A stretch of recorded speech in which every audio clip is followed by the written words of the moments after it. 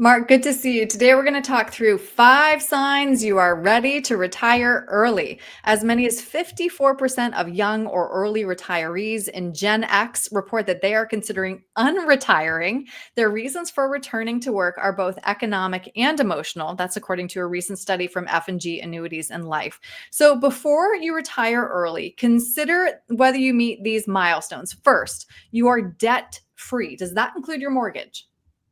Aaron, that's a good question. And I think the answer in a lot of these situations is it depends. But I Yeah. think what you really want to focus on first is getting rid of the debt of things that are depreciating, like auto loans or high interest rate credit card loans.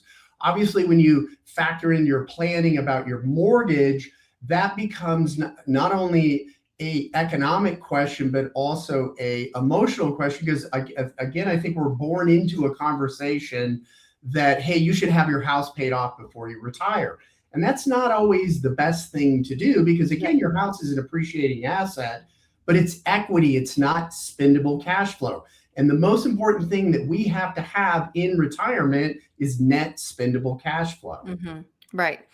Speaking of that, if you are retiring early, you won't want to tap your retirement accounts just yet. So having multiple income sources becomes even more important.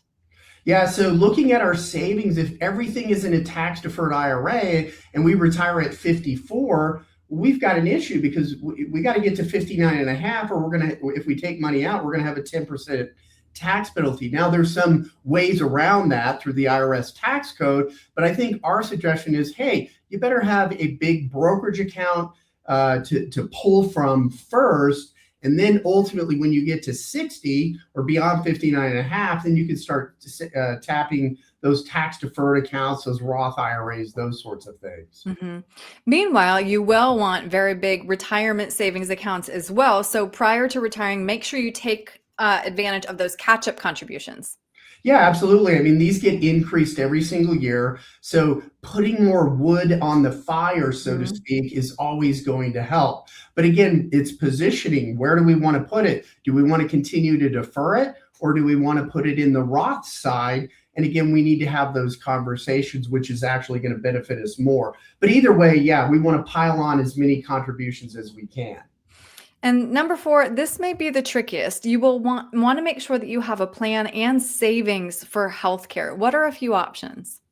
Well, this is going to be one of the biggest challenges for somebody retiring early. And plus, with life expectancy, you could be in retirement longer than you were in the workforce. But you got to get to 65 before you're Medicare eligible. So, really, your choices are if you have an HSA, try to beef that up, build that up as much as possible, and you can use those dollars for healthcare. Obviously, you're going to have to go out on the exchange and deal with the Affordable Health Care Act and what those kinds of policies look like. But ultimately, yeah, that's going to be a big challenge for you as you move forward, especially if you're considering retiring early. Right.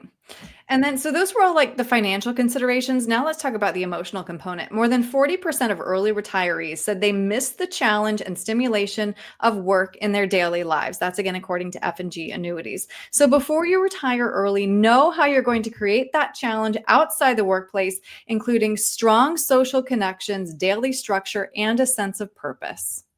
Yes. So this really becomes an issue of, hey, it's not about what you're retiring from, it's what you're retiring Yes. to. Right. And this gets into another planning aspect. We call this lifestyle planning. Because again, we have to have a purpose. And that's what's happening to a lot of people is they found that they don't have a purpose and they want to go back to work or they want to go back to something. So prior to retiring, whether you're retiring after age 65 or at 55, you have to really think about what the next stage of your life is going to look like and what you'd like to do and what that purpose is.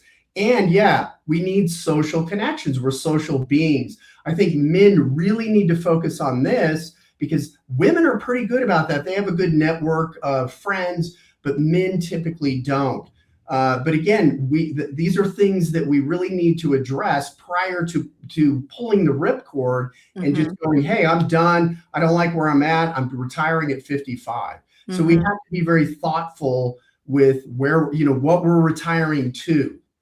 Right. So much to consider. Again, if you are retiring early, that just means your retirement is going to be even longer, which makes these, metrics so important. So, Mark, if somebody would like to sit down with you and determine if they are ready or on track to retire early, what's the best way to reach you? Yeah, so they could just give us a call. Anybody from our team would love to talk to you, including myself. Our phone number is 303-681-0113.